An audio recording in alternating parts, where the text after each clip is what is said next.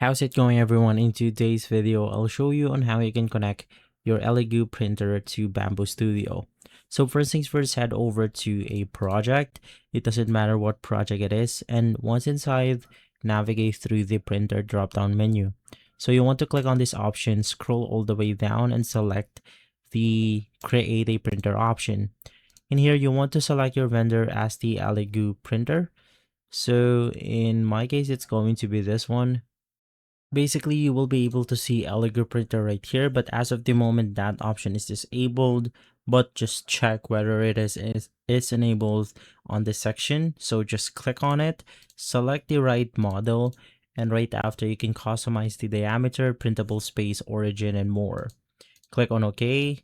Select your printer once again. So as you can see, for this one, we have Elegoo. I don't know why there isn't the Elegoo printer in this specific section, but generally just select Elegoo, and right after creating your printer preset, click on the Wi-Fi icon, enter the device hostname, device UI, API key, and more, and you will be able to connect your Elegoo printer.